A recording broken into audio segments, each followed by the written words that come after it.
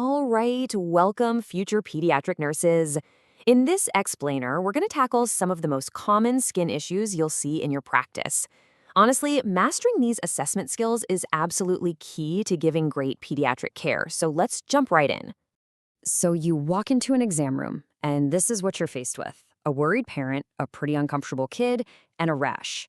Your clinical judgment has to kick in, like, right now. So how do you even begin to figure out what you're looking at? Well, that's exactly what we're going to break down today. We've laid this out to really build up your assessment skills. We'll kick things off with common inflammatory conditions. Then we'll get into spotting fungal and bacterial infections. After that, we'll cover pests and bites. And we're going to wrap up with two really high-stakes topics you have to be ready for: anaphylaxis and burns. Okay, first up, inflammatory conditions. You are going to see these all the time in peds, and while they aren't infectious, they can cause a ton of discomfort and, a lot of anxiety for kids and their parents. This table gives you a great side-by-side of three types of dermatitis you'll see a lot. With diaper dermatitis, you're looking for that bright red rash. The go-to intervention is a thick barrier cream, like zinc oxide. And here's a huge tip for parents. If the diaper's only wet, you don't need to wipe all that cream off. Just leave it there to protect the skin. Next, seborrheic dermatitis. We all know it as cradle cap. You'll see those scaly crusts on the scalp. The trick is to soften them up with a little oil before you gently comb them out. And finally, atopic dermatitis, or eczema. The name of the game here is hydration. We want fragrance-free lotions and tepid, not hot, baths, because hot water just strips the skin of its natural oils and makes everything worse.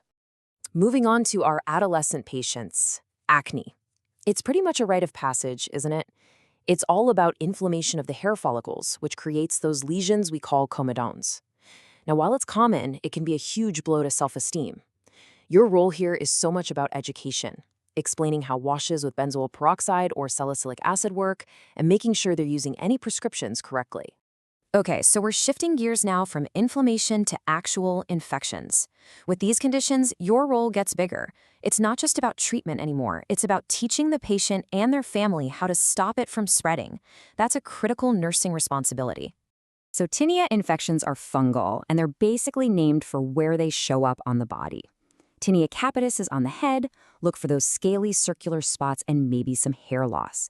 This is where you tell families no sharing hats or brushes. Tinea corporis is that classic ringworm you see on the body. And tinea pedis, athlete's foot, loves damp places, so teaching good foot hygiene is key. For all of these, treatment usually starts with a topical antifungal cream. This right here, this is the sign you need to burn into your memory for impetigo. It's a bacterial infection, and when the little blisters pop, the fluid dries into this very distinct honey-colored crust. It's incredibly contagious, so your teaching has to focus on meticulous hand washing and keeping those lesions covered. Now with cellulitis, another bacterial infection, your most important job is to monitor it. And this is a super simple but really powerful way to do it. You assess the area for redness, warmth, and swelling. Then you take a skin marker and literally draw a line around the border. Every time you reassess, you can see in a second if that redness is spreading past your line. It's a clear, objective way to know if the antibiotics are working. All right, next up we're looking at external threats: pests, bites, and stings. These can be anything from a minor annoyance to a full-blown life-threatening emergency, so your assessment skills have to be sharp. When we're talking about pediculosis capitis, or head lice, you have to know the difference between a louse and a nit. The louse is the actual bug. It's tiny, about the size of a sesame seed. But the nits, those are the eggs. And here's the key thing. They are literally glued to the hair shaft, right near the scalp. You can't just brush or wash them out. Getting rid of head lice requires a full-on attack. First, you have to manually remove every single nit with a special fine-toothed comb. Second, all the bedding, all the clothes, they have to be washed in hot water. For things you can't wash, like stuffed animals, seal them in a plastic bag for 2 full weeks. That'll suffocate any remaining lice. And finally, there are medicated shampoos, but always screen for things like ragweed allergies or severe asthma before recommending them. Okay, let's talk about stings. It is so important to know the difference between a local reaction and a systemic one. A local reaction is just that, local. A small, red, itchy spot that's warm, annoying for sure, but not dangerous. A systemic reaction, that's a whole different story. We're talking widespread swelling, pain that's getting worse, maybe nausea, and the big one, any trouble breathing. That's your red flag that things are escalating.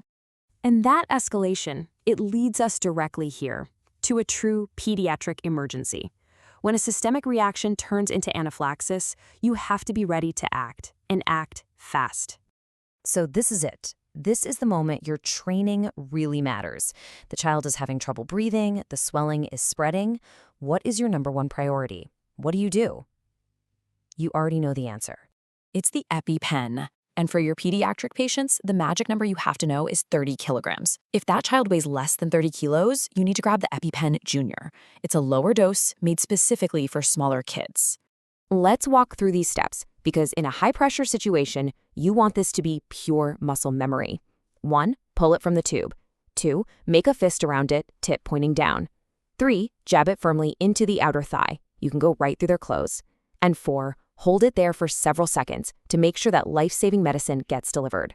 It's simple, direct, and it saves lives. All right, for our last section, we are covering another very serious topic: burns. How you assess and treat these in the first few moments can make a massive difference in the outcome for your patient. This slide shows just how different burn care can be. For a superficial burn, like a bad sunburn, the first thing you do is run it under cool water. And I mean cool water, never ice. Ice can actually cause more damage. And don't pop any blisters. They're like a natural, sterile bandage. Now, for a severe burn from a house fire, your brain needs to immediately switch to your ABCs. Airway is number 1. You have to think about inhalation injury. So you apply 100% oxygen and assess that airway immediately. Then you start thinking about shock from fluid loss, so you get fluids going and prepare to transfer them to a specialized burn center. We have covered so much ground here, from a simple diaper rash all the way to a true emergency. But I want to leave you with this. Your job doesn't stop with the diagnosis or the treatment. Every single one of these conditions is a teaching moment. So the real question is, how are you going to take this knowledge and use it to empower parents and caregivers? How are you going to turn them into confident partners in keeping their child safe and healthy?